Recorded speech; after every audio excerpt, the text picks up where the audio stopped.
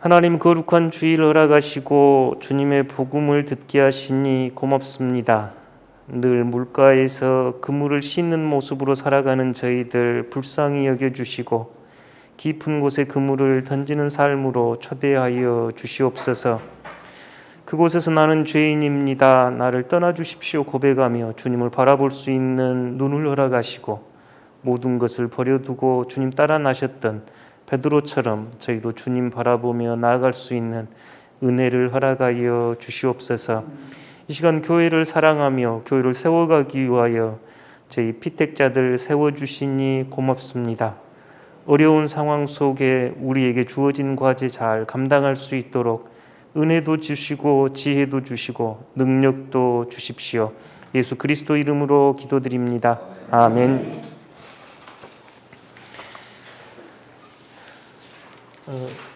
저희가 이제 평소처럼 이렇게 제가 안내 잠깐 하고 조별 모임 갖도록 하겠습니다. 조별 모임 그 내용은 그 안에 이제 따로 더 말씀 안 드려도 될 것 같은데, 오늘은 이제 그 다른 때하고 다르게 그 독서가 하나 들어가 있죠. 그래서 책 읽은 내용 이렇게 참여해 주시면 될 것 같고요. 이제 이곳에서 저희 피택자 중에는 인문학 모임을 참여하신 분도 계시고 안 하신 분도 계시는데, 내일은 좀 참여할 걸 권면드립니다. 내일은 이유는 이제 저희 항존직들이 교회에서 이런 일들이 되고 있구나 하는 것을 좀 아는 차원으로, 그러니까 책을 그 내용이 어떻다는 걸 떠나서 인문학 모임에서는 이렇게 진행이 되고 있고 이분들의 관심은 어떤 곳이구나 정도 저희들이 알아차리는, 서두에 말씀드렸듯이 저희 교회에서 한 10% 정도 관심, 성도들 중에 10% 정도는 이런 쪽에 관심이 있구나 하고, 이제 인문학 모임은 실은 목표가 그쪽입니다. 지성적인 그리스도인들이 그 교회 안에서 떠나가거든요. 자리를 못 잡고. 그럴 때 이제 인문학 모임은 이렇게 그물을 좀 넓게 친 형태로 이해해 주시고, 가능하시면 한번 들어오셔서 그 책 읽고 막 공부하고 이런 거 아닙니다. 그 어렵다고 생각하시면 들어오기 어려운데 그런 내용이 아니고, 하실 말 없으면 하실 말 없습니다 하고 하셔도 되고, 근데 이제 여러분들은 이달 독서해 가지고 아마 읽으셔서 하실 말이 좀 있을 거고, 혹시 덜 읽으셨으면 오늘 조별 모임 할 때 잘 들었다가 그거 써먹으셔도 됩니다. 그래서 이런 교회 안에 이런 모임도 있구나 하고 한번 참여해 보시면 좋겠고요. 저희가 지금 전도 어렵죠. 제 스스로도 지금 금식이라도 해야 할 판이다 이러고 지금 뭐 평소에도 전도가 쉽지 않은데 지금 코로나19 상황에서도 굉장히 지금 어려운 상황인데, 저희가 하나님의 프로포즈를 이렇게 지금 이 어려움 속에서도 준비를 한 건 가장 기본적으로 성도들의 삶이 전도하는 삶이라고 스스로 좀 자각하면 좋겠고, 실제로 저희가 애쓰고 수고하는데 열매를 맺는 건 저는 하나님의 은혜라고 생각합니다. 우리들이 막 끌고 올 수 있는 건 또 아니기에, 그래서 오히려 우리의 신앙을 굳건히 세우고 그리스도인의 본분이 늘 전도하는 삶이라고 우리들이 자각하는 계기가 되면 좋겠고, 이제 개구리로 비유하면 이렇게 딱 점프하기 위해서 움츠린 포즈입니다. 저희가 지금 코로나 2년 되면서 교회가 전체적으로 침체됐거든요. 그 근육이 마치 느슨해져 가지고 지금 어려운 상황인데, 지금 이런 하나님의 프로포즈를 띄워보려고 딱 움츠려서 이제 코로나 상황이 위드 코로나가 됐던 새로운 상황으로 전환되면 교회가 발빠르게 응답해 보려고 진행 중이거든요. 그래서 전도가 쉽지 않는가 합니다만, 이래서 어렵습니다 하는 이야기들 서로 나눠주시면 고맙겠습니다. 저희가 10월에 계획은 이제 교회 비저닝을 꿈꾸면서 교회가 어떤 교회가 되면 좋을까, 이제 전번처럼 하반기에도 교회 탐방을 지금 계획은 했는데, 원래 계획은 조금 멀리 저쪽 충청북도 그다음에 경기도 이런 데까지 좀 멀리 가셔서 그쪽에서 좀 시간도 좀 보내고 할 수만 있으면 거기 가서 주일 예배까지 좀 드리고 오면 어쩔까 싶었는데, 요 하반기 교육을 준비할 때 지금 코로나 상황이 되다 보니까 그 자유롭지 못해졌네요. 그쪽 교회로 부탁하기도 좀 쉽지가 않고 또 여러분들에게 그렇게 다녀오십시오 하기도 좀 부담스럽고 그래서 지금 제가 결정을 잘 못했습니다. 근데 10월 9일 날 있습니다. 10월 그 3일 날 다음 주에는 우리 조영기 장로님 또 권사님으로서는 최은숙 권사님 또 주영문 집사님이 이제 그 항존직의 어떤 역할, 의무 이런 이야기를 다음 주에는 1시 반부터 2시 반까지는 그 이야기를 먼저 듣도록 하겠습니다. 그래서 다음 주에는 다음 주 이 시간에는 우리 이제 항존직은 이런 역할입니다. 이런 일들 기도로 준비해 주십시오 하고 지금 선임 장로님 또 선배 권사님, 안수 집사님들 모시고 이야기 듣는 시간 갖도록 하겠습니다. 혹시 질문 있으실까요? 오늘 숙제 검사가 많은가요? 표정들이 숙제 안 해온 학생들 표정으로 저희 전도사님 목사님들 숙제 검사 잘 해주시고요. 조별 모임 조별 모임 갖도록 하겠습니다. 지금부터 2시 20분까지 진행해 주십시오.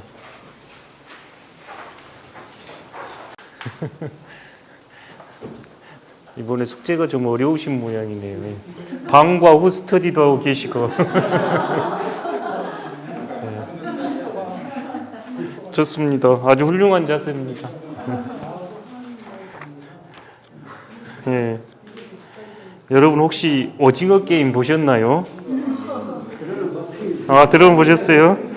제 아이가 하도 재밌다고 그래가지고 저도 저녁에 조금 봤더니 오징어 게임 좀 보시니 생각할 게 좀 많은 것 같아요. 네. 아니 굉장히 폭력적이고 비판적인 내용이 많은데 아마 시대적 이슈를 전달하는 방식이라고 생각되는데 현재 그런 건 근데 제 생각에 작가가 그러니까 60년대 후반이나 70년대 초반 나이지 않을까. 시골에서 자란 깐새, 오징어 깐새 막 이런 거 하는 거 게임 무궁화꽃이 피었습니다. 저희 어렸을 때 했던 오징어 게임을 그래서 제 생각에 작가가 거의 내 또래 좀 우아하지 않을까 하는 생각이 좀 들었는데 그 시대는 세상을 지금 이렇게 보고 있구나 하는 생각을 제가 조금 하게 됐네요. 잠깐 보면서 저희가 생명이 있는 것은 잘합니다. 제가 오늘 베드로 이제 말씀 준비하면서 사실은 제가 바울이 제 1 제자였으면 겁나 피곤했을 것 같아요. 바울을 보면 거의 빈틈이 없습니다.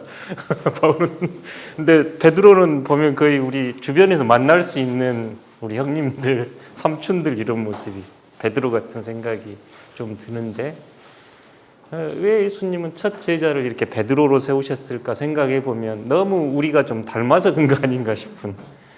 이제 물론 바울도 아라비아 광야로 가서 14년 이런 3년 이런 시간 보낸 건 물론 저희가 모르는 스토리가 더 많이 있을 겁니다만, 근데 베드로는 엎치락뒤치락 하면서 꼭 저희 사는 모양새 같은데 베드로 후서 3장 18절이 베드로 전후서 마지막 구절이거든요. 베드로가 우리 주 곧 구주 예수 그리스도의 은혜와 그를 아는 지식에서 자라가라.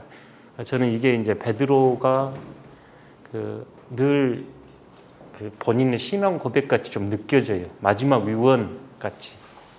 그러니까 베드로는 계속 주님을 아는 예수 그리스도의 은혜와 그를 아는 지식에서 자라간 모델이 좀 됐다고 늘 저는 베드로를 보면 생각이 됩니다. 그런 면에서 오늘 강의 내용은 주로 이제 이런 내용이네요. 이것은 내용은 어렵지 않은데 실제로 이제 영성학을 전공하는 대학원생들이 필수로 선택해야 되는 과목이 기독교 영성사라는 과목인데 이제 제가 강의할 때 텍스트로 썼던 책은 이 책입니다. 그리스도교 영성의 역사라고 하는 책인데 내용이 그 단편 짧게 써머리처럼 돼가지고 좀 어렵습니다.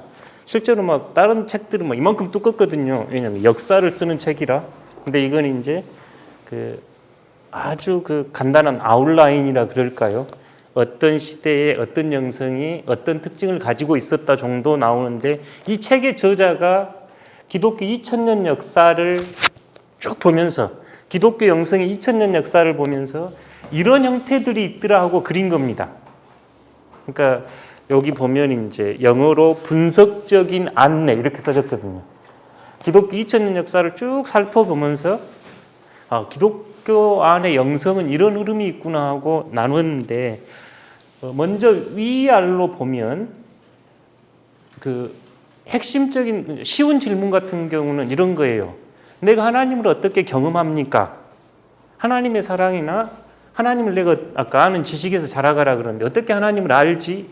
아주 쉬운 질문할 때 어떤 사람들은 이성적인 설명을 해줘야 이해가 됩니다. 근데 어떤 사람들은 하나님의 사랑을 느끼면 되지 이러면 돼. 그러니까 크게 봤을 때 그러니까 어떤 분들은 굉장히 하나님을 잘 설명해 주는 게 중요하고 어떤 분들은 감정적으로 느끼는 게 중요해요. 그래서 위아래가 있고 다른 하나는 유념적, 무념적 요 단어를 그냥 이렇게 번역해 놔서 이렇게 어려운 단어를 쓰는데 유념적 이러면 하나님이 나에게 나타나셨어요. 하나님이 자신을 드러내셨어요. 우리 그 선교단체 집회 가면 이 이야기 많이 하죠. 하나님이 말씀하셨습니다. 예를 들어 그런 경우는 이쪽 언어들이에요. 하나님이 말씀하셨습니다. 하나님이 막 자신을 드러내셔. 근데 이쪽은 무념이다 이 말은 하나님이 자신을 드러내지 않아요. 이쪽이 그러니까 빛, 밝음의 세계 같으면 이쪽은 어둠의 세계입니다. 모세를 읽어보면 양쪽이 잘 나와요. 모세가 흑암으로 들어가니라 막 이렇게 쓰여 있거든요. 하나님은 완전히 그 신비야 그러니까. 근데 이쪽은 모세가 하나님을 대면하여 먹고 마시고 막 이러거든요. 그때는 하나님이 드러내는 그러니까 두 쪽 다 있습니다. 하나님으로 완전히 우리가 모른다 하고 이야기하는 쪽은 이쪽. 하나님이 자신을 드러내셨고 우리는 드러내신 하나님을 알 수 있어야 하는 쪽이 있죠. 크게 이렇게 이제 나눈 겁니다. 기준 같은 거예요.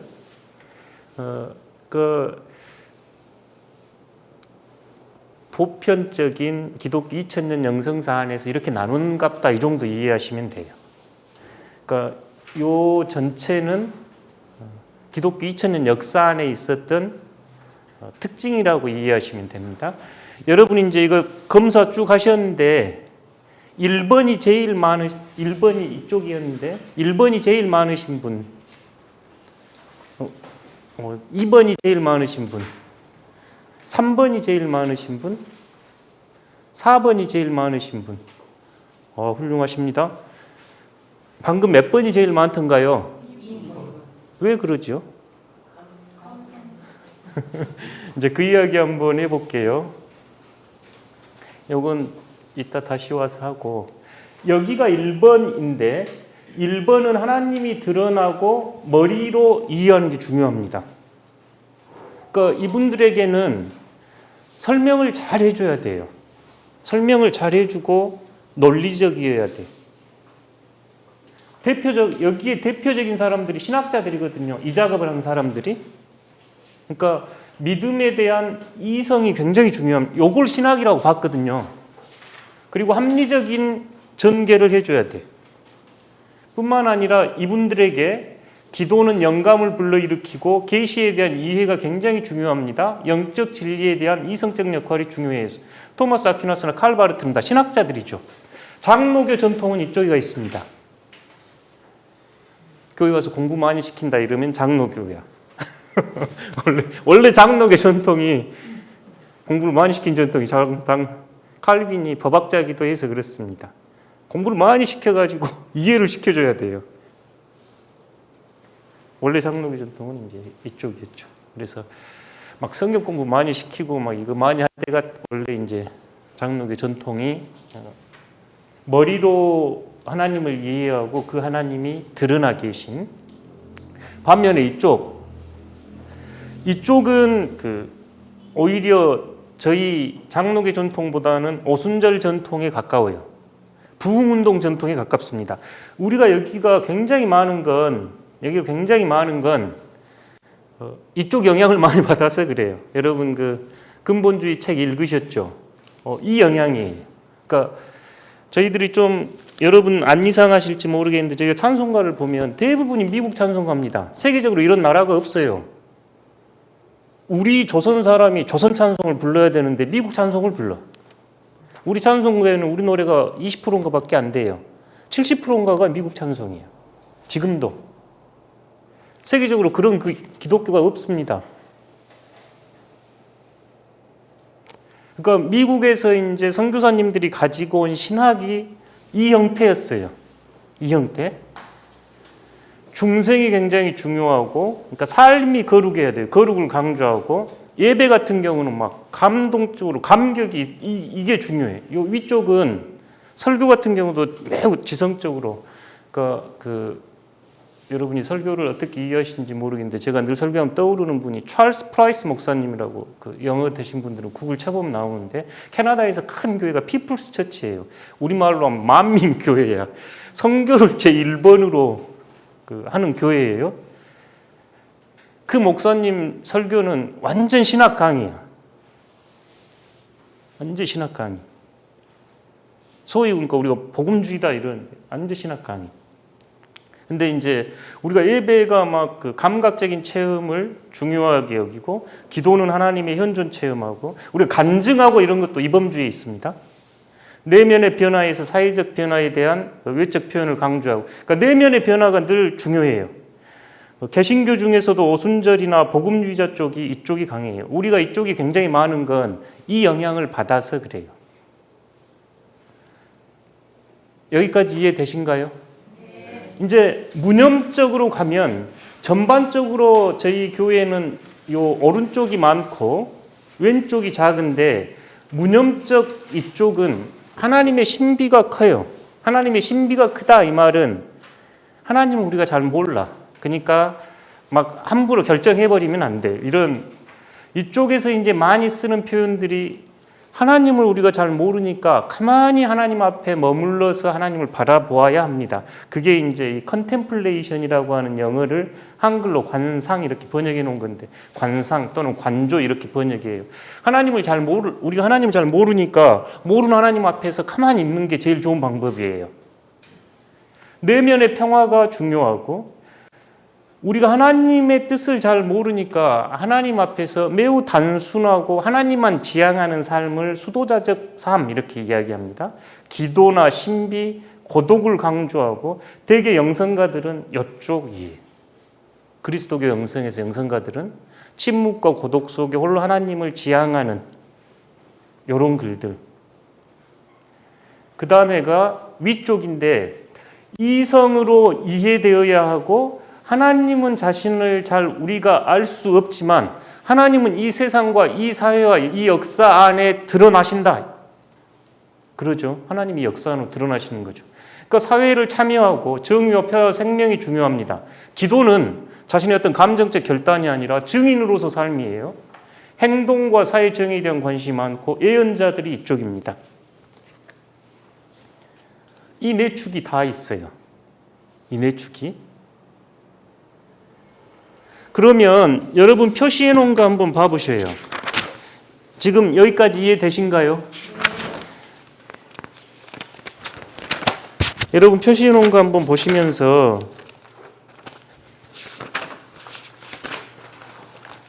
뭐가 많고 뭐가 좀 부족한가요?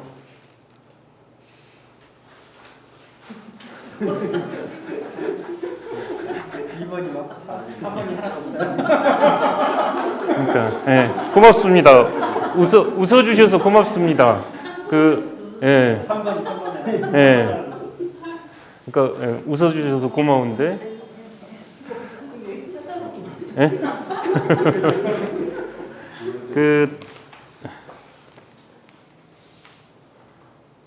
첫 번째로 저희가 이거 해보면서 스스로 인식해야 될 건, 내가 하나님의 현존이나 신앙생활에서 중요하게 여기는 축이 무엇이구나 하고 먼저 이해하는 게 좋습니다.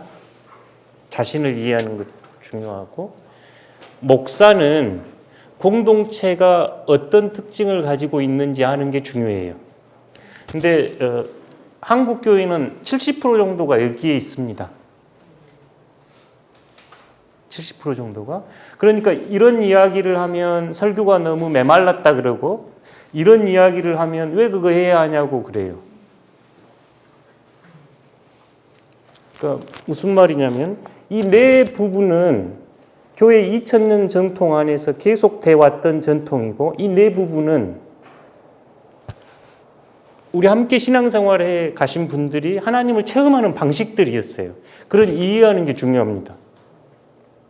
그러니까 예를 들어 나는 2번인데 4번이 많은 특징을 가지고 있는 성도를 보면 교회 안에 있었던 전통이구나 하고 긍정해 줘야 돼요. 나하고 다르다. 저 이상하네. 여기서 이렇게 할 일이 아니라 이게 교회의 원래 모습 중에 하나였구나. 이렇게 이해를 하면 공동체가 훨씬 풍성해집니다. 저희가 순혈주의나 늘 까만 머리에 까만 눈동자만 보고 살아가지고 섞여 있으면 좀 이상하잖아요. 창조는 섞여 있는 다양성이 특징이에요. 그때 창조라 그럽니다. 재난지원금 받았다고 똑같이 머리 해가지고 왔다고 생각해 보셔요. 얼마나 이상하겠어요. 다 틀려야. 그럴 때 우리가 아름답다 그래요. 이건 아퀴나스가 다양성을 설명했던 방식입니다. 그러니까 교회 안에 다양한 이야기들, 다양한 신앙에 대한 이해가 좋은 공동체예요.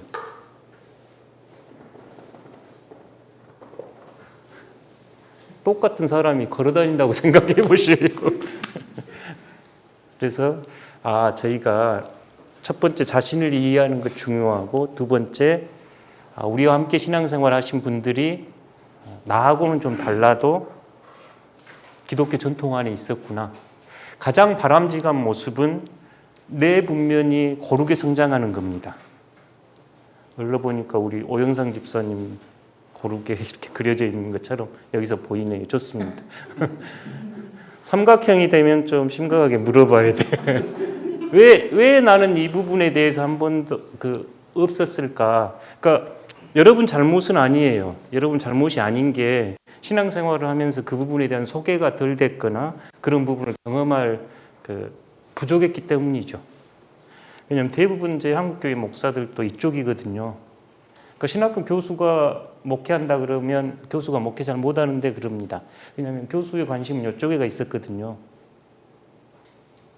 그러니까 하나님을 체험하고 설명하는 방식들이 좀 달랐죠. 그러니까 제가 덕신교에서 목회를 잘 하려면 성도들의 이 부분을 잘 이해하고 다른 부분을 문을 열듯이 확장시켜 나가는 게 저한테는 이제 과제가 되는 거죠. 왜냐하면 이 부분을 충분히 여러분들 많이 공유하고 계시니까 다른 부분들을 열어주는 게 이제 저한테 풍성한 그리스도교의 유산을 경험하게 해주는 겁니다. 자기 것만 계속 고집할 때, 예를 들어 지적인 것만 계속 고민하면 너무 이성적인 그리스도인들 되고, 이쪽만 너무 하면 경건주의라 그래서 삶의 외적인 양식만 지나치게 강조하는, 그 다음에 이쪽만 너무 강조를 하면 움직이지 않고 정적주의라고, 콰이어티즘이라고 하는, 이쪽을 너무 강조하면 지나치게 자기 도덕성만 강조하면서 마치 이제 성경에 보면 타자들을 정죄하고 할 수 있는 가능성이 있어요. 각자 회심이 많이 필요합니다. 그러니까 회심이 많이 필요하단 말은 제가 여기에서 여기까지 성장해 나가는데 기독교가 지금까지 썼던 설명 방식이 회심이에요. 회심. 계속 마음을 바꿔가는 건데, 이쪽에서 지성적인 부분을 변화시켜 나간 걸 저희가 지적 회심 그럽니다. 지적 회심 중요합니다. 회심에서. 회심의 대개 첫 번째는 지적 회심이 일어나요. 예수 그리스도를 구주로 고백한다. 이런 건 지적 회심이에요. 감정적 회심도 지적 회심만큼 중요한데, 제가 일본 사람들 예를 잘 드는데, 제가 일본 사람들이 미워하면 안 된다는 거 잘 지적으로 알아요. 그리고 그 사람들이 지나간다고 돌을 던지지도 않습니다.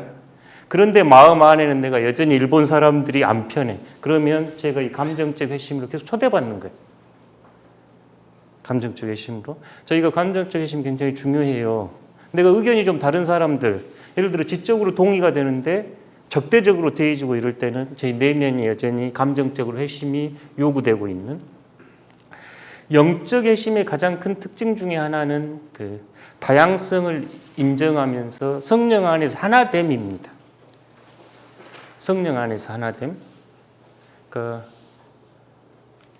영적 그 회심의 특징이고, 도덕적 회심도 우리가 끊임없이 요구받습니다. 그리스도인으로서 도덕적 기준과 도덕적인 삶을 꾸준히 요구받아요.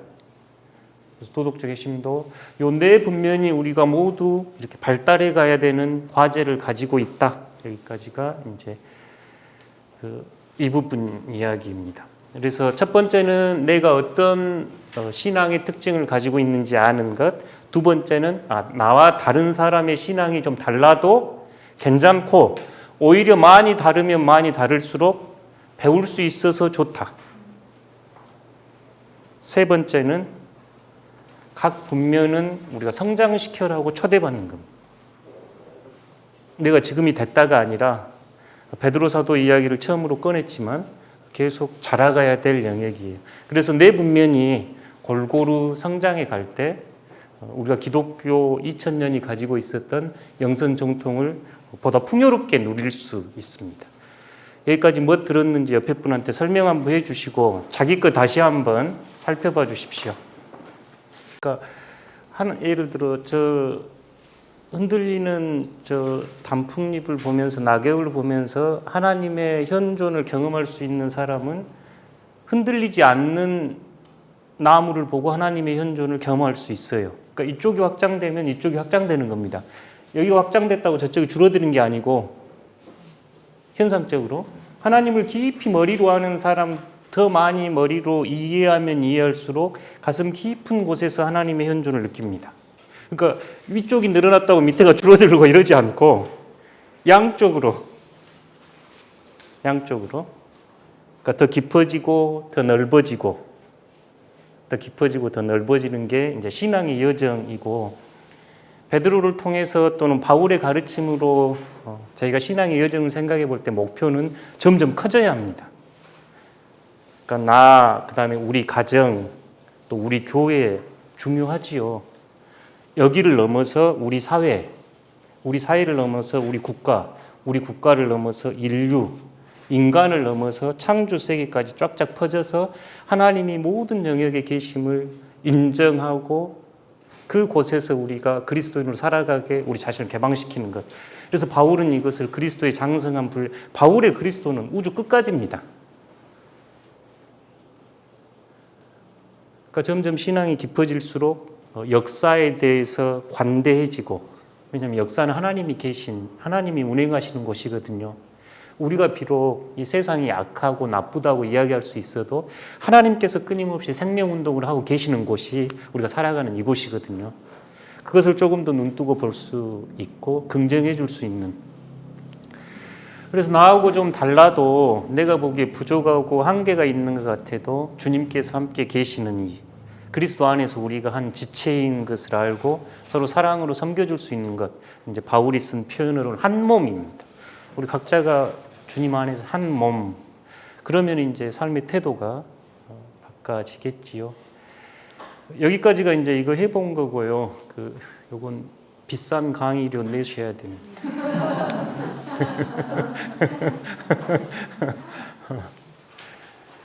관계로서 영성, 이제 그 다음 부분인데, 여러분 아까 신집사님 여쭤보신 것 같은데 44쪽 1번에 현재 자신이 맺는 관계를 측정해 보세요. 그 질문에 내가 하나님과의 관계가 아주 친밀해요. 그러면 10이고, 하나님하고 관계가 별로예요. 그러면 1.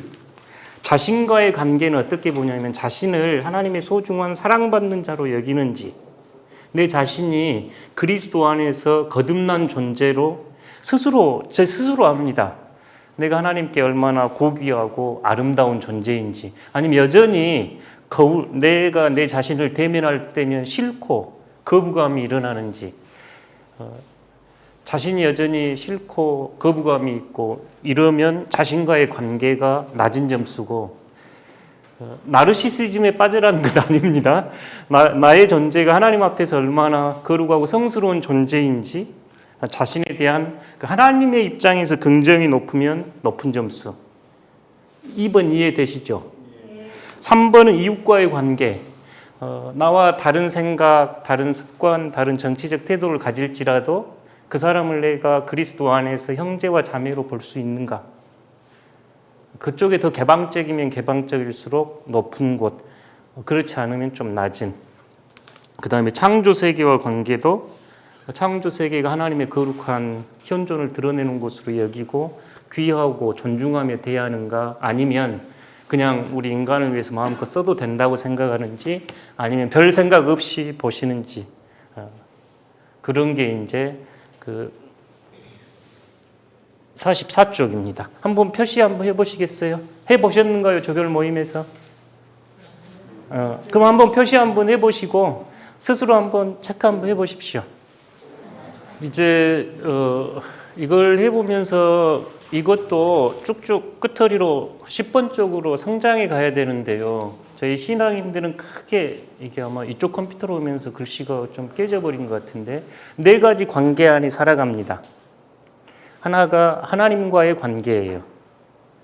저희가 잘 알지요. 다른 하나가 이웃과의 관계예요. 하나님하고 이웃, 저희 십자가 이야기할 때 2개는 늘 해서 좀 익숙하시지요. 그 다음에 하나가 자신과의 관계. 이건 근대 심리학의 큰 선물입니다. 그러니까 자신을 진정으로 받아들이고 수용이 될 때 변화가 일어나거든요. 그러니까 내 이웃을 내 몸과 같이 사랑하라 이러셨거든요. 그러니까 자신에 대해서 하나님의 거룩한 자녀로, 피조물로 받아들일 수 있어야 건강해집니다. 그러니까 자신을 어떻게 보고 있는지 자신이 아는, 가만히 이렇게 되게 이제 요새 코로나, 블루 코로나하고 앞으로 더 많아질 걸로 보이는 정신질환 측면은 자신과 화해가 되지 않아서 그래요. 자신이 자신과 화해를 못합니다. 이상은 높고 현실이 낮을 때 화해가 안 돼요. 그럼 분리돼 버려요. 밖으로는 굉장히 거룩한 척 하는데 실제 자기 내면을 감추고 사는. 그래서 자신과의 관계가 굉장히 중요하고, 이웃과의 관계, 그 다음에 창조 세계의 관계. 단순하게 창조 세계는 이웃을 넘어서 우리가 살아가는 가장 기본적인 터전이기도 하고 하나님의 창조의 영역이죠. 하나님을 드러내는 성경 구절도 많습니다. 요 4가지 관계예요. 그러니까 저희가 신앙을 생각할 때, 예를 들어 아까 4번이 좀 없었다고 생각되신 분들은 이웃하고 관계가 내가 좀 더 신경을 써야 되겠다, 이런 초대를 받는 겁니다. 3번이 좀 내가 많이 없다 이런 분들은 자신과의 관계를 다시 한번 그 말씀 안에서 다시 한번 볼 필요가 있어요. 현대 심리학은 대부분 그리스도교 전통에서 가져오거든요. 인간을 이해할 때. 깊은 인간 이해는 저희는 예수님을 통해서 합니다. 그러니까 아까 3번이 좀 없었던 분들은 내 삶에 정말 내가 누군가, 하나님의 피조물로서 내가 누군가 다시 한번 묻고 생각을 좀 해보셔야 돼요. 4번이 좀 결여되어 있는 분들도 창조 세계 어떻게 해야 할지, 우리 시대에 지금 사실 가장 큰 과제거든요. 다음 세대 문제가 아니라 이미 우리 시대 문제가 돼버렸습니다. 기후위기, 기후변화, 여러분 거의 TV만 틀면 나오잖아요. 근데 우리는 이 창조 세계를 하나님이 지으셨다고 제1 고백으로 하거든요. 근데 우리 그리스도인들이 어떻게 관계를 맺어야 할까가 저희들의 과제입니다. 이 생태계 위기에서 지구를 구원할 수 있다면 저는 그리스도 공동체가 되어야 한다고 생각하는 사람이에요. 신앙 고백으로 우리는 바라보거든요. 그래서 신앙이 크게 이렇게 네 가지 관계다 이해하시는 것 중요합니다. 하나님하고 관계에서 제일 중요한 건 뭐 여러 개 쓸 수 있는데 사랑. 자신과의 관계에서 제일 중요한 건 자기 부인입니다. 그러니까 자기 부인 없이 십자가를 질 수 없어요. 그래서 자기를 부인하고 십자가를 지고 따르라 하거든요. 그러니까 예수님은 자기 부인의 삶을 보여주셨고, 그러니까 예를 들어 우리 구무 집사님이 나의 가장 아름다운 모습을 보라 하면 예수님을 가리키는, 그러니까 인간 최광선이 나의 가장 아름다운 모습을 상상하고 싶으신가요? 예수를 보십시오. 우리 모두입니다. 가장 온전한 존재, 가장 아름다운 존재, 가장 하나님을 드러낼 수 있는 존재, 우리에게 누가 물어보면 예수님을 보십시오. 그때 자신은 예수님을 따라가는 삶이 될 수밖에 없고, 이웃에 대해서는 이제 섬김이죠. 지난주에도 읽었던 우리 사마리아 강도 만난 사람 이야기할 때 이웃에 대한 섬김. 창조 세계는 창조 세계가 성경에서는 하나님의 작품이기도 하고 하나님의 집입니다. 그러니까 하나님이 거하시는 집이 그거의 오이코스예요. 하나님의 집이란 단어가, 이 단어가 하나님의 구원 경륜 어원이 똑같아요. 하나님께서 전체 창조 세계를 돌보고 다스리는 것이 구원 경륜. 바울이 에베소서에서 말씀하시는 하나님의 구원 경륜은 인간뿐만 아니라 모든 창조 세계를 자신의 집으로 다스리는 게 하나님의 구원 경륜이거든요. 그 눈으로 볼 수 있을까? 하나님의 시선으로 창조 세계를 바라볼 수 있을까? 이런 신앙은 크게 네 가지 관계로 초대합니다. 되게 하나님 사랑, 이웃 사랑 저희가 이야기 많이 해서 잘 알고요. 현대에 이제 상당히 많은 이제 설교가들은 자신과의 관계에 대해서도 심리학적 설명을 많이 이제 해가기 시작합니다. 상대적으로 아직도 창조 세계에 대한 이야기는 잘 듣지 못하고 있는 게 현재 우리 그리스도교 상황이네요. 여기까지 뭐 들었는지 옆에 분한테 설명 한번 해주시겠어요? 제가 비유적으로 이런 생각을 해보네요. 순천만이 갈 때마다 얼마나 예쁜가요? 순천만 요새 갈 때가 막 새로 올라와가지고 더 막 아주 환상이던데, 한 2주 전에. 또 순천만 앞에 그 바다는 얼마나 생명력이 넘친가요? 뭐 아주 좋죠. 근데 바다는 순천만만 있는 건 아닙니다. 무슨 이야기를 하고 싶냐면, 저희가 순천만 같은 신앙생활을 경험하고 순천만이 소중해요. 충분해요. 우리가 순천 사람으로 살기에 순천만이 충분할 수도 있어. 그런데 교회는, 신앙은 마치 저 태평양 심해와 같습니다. 깊은 곳에 있어요. 신앙은 아주 풍성하고 베드로가 걷어올린 것처럼 아주 다양하고 많은 물고기들은 깊은 바다입니다. 교회를 비판할 수도 있고, 저희들에게 저희가 귀 기울여 드려야 될 이야기도 있는데, 이제 가끔은 사실은 교회가 신앙이 훨씬 더 깊고 넓은데 우리가 너무 좁은 것 가지고 그러고 있는 거 아닌가 하는 반성을 해보는데, 이 그림도 우리를 그렇게 초대하는 거예요. 그러니까 예를 들어 저는 지금까지 하나님만 여기만 충분했다고 생각했어요. 그런데 신앙 안에서는 이렇게 전체 큰 그림처럼 자신을 성장시키고 발전시켜 나가야 됩니다. 바울도 계속 앞에 있는 것을 잡으려고 푯대를 향하여 달려간다. 내가 잡았다고 여기지 않는다. 그러니까 바울도 예수 그리스도에 대한 신앙이나 사랑이나 하나님에 대한 암 자체를 지금 내가 이거 충분하다 여기지 않고 계속 전진해가는 이야기 계속 들려주고 있고요. 로마서에서도 하나님의 선하시고 기뻐하신 뜻이 무엇인지 분별하도록 해라. 마음을 계속 새롭게 하면 계속 새로워지는 겁니다. 한 번 새로워졌다고 새로워진 거 아니죠. 계속 새롭게 해라고 요청을 하고, 형제를 깨우치면 그리스도 예수의 좋은 일꾼이 되어 믿음의 말씀과 내가 따른 좋은 교훈으로 양육을 받으라. 망령되고 헛한 신화를 버리고 경건에 이르도록 너 자신을 연단해라. 연단 이런 건 다 훈련, 지금 제자 이런 거죠. 경건은 범사에 유익하나 금생과 내생에 약속이 있다. 미쁘다 이 말이요. 모든 사람이 받을 만하다. 하나님하고 관계, 자신과의 관계, 그 다음에 이웃과의 관계 이야기했고요. 이웃과의 관계에서 저희가 늘 묵상해야 되는 것 중에 하나가 마태복음 25장 굉장히 큰 말씀입니다. 그 마태복음 25장에 한번 함께 읽어볼까요? 인자가 자기 영광으로 모든 천사와 함께 올 때에 자기 영광의 보좌에 앉으리니 모든 민족을 그 앞에 모으고 각각 구분하기를 목자가 양과 염소같이 구분치 하여 양은 그 오른편에 염소는 왼편에 두리라. 네, 여기서 잠깐만 이제 이게 쉽지 않은 질문이고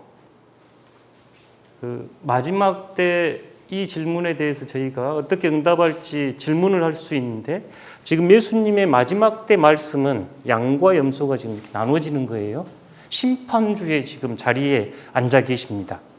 저희가 그곳에 서게 되는 날 지금 이야기하시는 거죠. 34절 읽어보겠습니다. 그때에 임금이 그 오른편에 있는 자들에게 이르시되 내 아버지께 복받을 자들이여 나와 창세로부터 너희를 위하여 예비된 나라를 상속받으라. 내가 줄일 때에 너희가 먹을 것을 주었고 목마를 때에 마시게 하였고 나그네 되었을 때에 영접하였고 헐 벗었을 때 옷을 입혔고 병들었을 때 돌보았고 옥에 갇혔을 때 와서 왔느니라. 이거 지금 심판하시는 분이 심판하시는 영광의 보좌에 앉아 계신 분이 그분은 지금 인자는 예수 그리스도인데 예수님께서 영광의 보좌에 앉으셔서 내가 줄일 때 주었다 지금 이러고 계시는 거예요. 지금 상황이 이해되시나요? 예수님께서 마지막 심판의 자리에 앉으셔서 이제 오른쪽에 있는 양들 편에 있는 사람들에게 줄일 때 먹을 것 주고 목마를 때 나그네 되었을 때 헐벗었을 때 병들었을 때 옥에 갇혔을 때 어떤 초대인가요? 우리 주위에서 정직하게 한번 이야기해 보시게요. 음식이 없어서 구걸하는 사람, 제때 마시지도 못해가지고 지금 그러는 사람, 이 시대 나그네는 보호받지 못한 사람들입니다. 헐벗은 사람, 병든 사람, 옥에 갇힌 사람. 여러분 어떻게 바라보고 어떻게 대하신가요? 정직하게 우리가 이분들 좋게 안 보죠. 쉽게 다가가지 못하고. 의인들이 대답합니다. 그러니까 의인들은 지금 하나님의 나라를 상속받는다고 하고 주여 우리가 어느 때 주께서 줄이신 것을 보고 음식을 대접하고 목마르신 것을 보고 마시게 하였나이까 어느 때 나그네 되신 것을 보고 영접하여 헐벗은 것을 보고 입혔나이까 어느 때 병드신 것이나 옥에 갇힌 것을 가서 보고 배웠나이까 하리니 임금이 대답하여 이르시되 내가 진실로 너희에게 이르노니 너희가 여기 내 형제 중에 지극히 작은 자 하나에게 한 것이 곧 내게 한 것이라 하시고 25장의 이 복음은 놀랍게도 이 이야기를 계속 합니다. 4번을 해. 목마르고 배고프고 헐벗고 옥에 갇히고 이 이야기를 계속 이렇게. 그러면서 지금 그 임금의 자리에 앉으신 그 분께서 내 형제 중에 지극히 작은 자에게 한 것이 곧 내게 한 것이다 하면서 사회에서 소외되고 손가락질 받고 못난이라고 실패한 루저라고 옥에 갇힌 나쁜 사람이라고 손가락질한 그 사람이 나다 지금 해버리는 겁니다. 이웃의 범위를 이보다 더 크게 할 수 있겠는가요? 그러니까 우리가 예를 들어 여러분이 지나가시다가 우리 한국은 구걸하는 사람이 잘 없잖아요. 보스턴이나 캐나다는 구걸하는 사람이 많습니다. 예를 들어 호주머니에서 얼마를 꺼내서 드렸다면 지금 이 복음 그대로 우리가 받아보면 예수님께 드린 거예요. 그러니까 그리스도인들의 구제나 봉사는 내가 우월해서가 아니라 이들 안에 있는 주님을 대하고 주님을 사랑하는 방식입니다. 이거 저희가 늘 마음에 새겨야 돼요. 우리가 누군가를 돕는다, 누군가를 구제한다, 이건 내가 더 가져서 구제하는 게 아니라 그 사람 안에 주님이 계셔서 주님에게 하는 겁니다. 우리의 기준으로 부족하고 깨지고 상처 입고 옥에 갇히고 그들에게 한 것이 마지막 지금 심판의 자리에 나누는 기준이에요. 예수님의 말씀입니다. 제 이야기가 아니라. 이만큼 이웃을 확장시킨 가르침이 또 있겠는가요? 생각만 좀 다르고 지지하는 정당만 좀 다르고 이념만 좀 달라도 막 서로 죽이려고 싸우는 이 세상에 가장 소외되고 가장 못났다고 여겨지는 이들이 곧 나에게 한 것이다 하는 주님의 말씀이 마지막 지금 기준이네요. 어떻게 응답하시기 원한가요? 반대편 이야기도 똑같습니다. 목마를 때, 줄일 것, 나그네 되었을 때, 헐벗었을 때 이들은 반대로 대답합니다. 우리가 어느 때 주께서 줄이신 것을 보고 병든 것을 보고 공양하지 아니하더이까 하니 임금이 대답하여 진실로 너희에게 이르노니 지극히 작은 자 하나에게 하지 아니하는 것이고 내게 하지 아니하는 것이라. 그러니까 얼마나요? 25장 읽어보시면 얼마나 주님께서 강조를 해서 말씀하시는지 알 수 있어요. 똑같은 이야기를 이렇게 4번 지금 세트로 하거든요.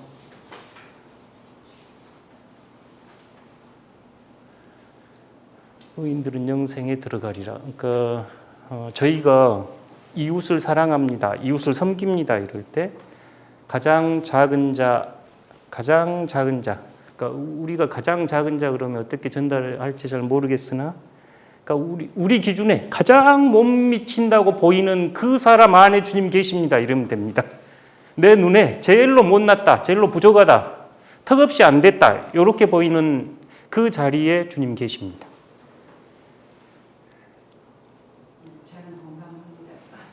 고맙습니다. 네, 감사합니다. 그러니까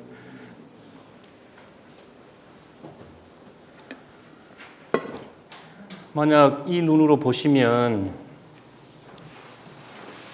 그 기아에 허덕이거나 아니면 전쟁으로 죽어가거나 아니면 어떤 이유로 또 그 요새 자영업자들 또 젊은 그 청년 노동자들이 사고 막 당하고 이럴 때 저희들의 반응은 그리스도께서 돌아가셨구나요. 저희 반응은 그래야 그 자리에서 기도가 되고 그 자리에서 이웃에 대한 사랑이 시작되죠. 넘어가고요. 창조 세계 이 이야기도 할 이야기가 너무너무 많아요. 지금 생명이 대량 멸종 맞이하고 있습니다. 그 지구가 따뜻해지면 대기 중에 수증기가 건조해지면서 이제 요 물 순환이 문제가 생겨버린 거예요. 정상적으로 못 돌고 한쪽에서는 모여가지고 물폭탄이 돼서 홍수가 나고 한쪽에서는 가뭄이 되면 산불이 일어나고 점점 더 더워지고 한쪽에서는 사막화, 한쪽에서는 홍수, 빙하는 녹고 지금 우리가 살고 있는 세상입니다. 우리가 너무 무관심하지요. 새로운 시대에 대한 이름인데요. 자신을 기독교인이라고 생각하는 이들이 비기독교인이나 비종교인보다 생태의식이 낮다. 2013년 미시간대 조사입니다. 저는 늘 이 조사를 보면 늘 질문이 돼요. 우리는 하나님을 창조주 하나님이라고 이야기하고 바울 같은 경우 하나님은 우리의 가까운 데 계셔서 당신들이 더듬어서 찾을 수 있는 곳에 계십니다 이러거든요. 하나님의 보이지 않는 신성과 성품을 보이는 피조 세계에 알게 했으니 당신들이 변명하지 못합니다. 이게 로마서 1장 20절인데 우리들이 그렇게 성경을 읽고 있는데 창조 세계가 무참히 파괴되고 있는 것에 대해서 반응이 없습니다.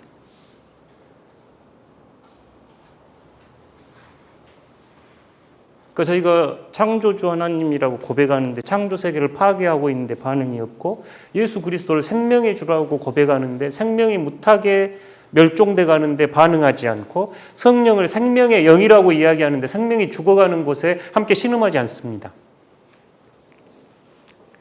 뭐가 잘못된 건가요? 우리가 성경을 어떻게 읽어왔는가요?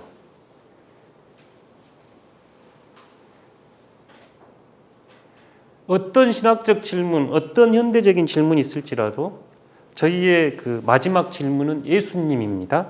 예수님이 그 자리에 계시면 어떻게 하셨을까?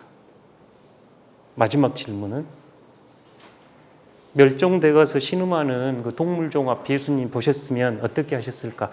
예수님이 보라 하늘을 나는 그 새를 보라 할 때 보라는 아주 놀랍게 쓴 단어입니다. 아주 눈 크게 뜨고 창조의 기쁨과 아름다움을 보라 이거거든요. 근데 우리가 다 총 쏴가지고 죽여버려요.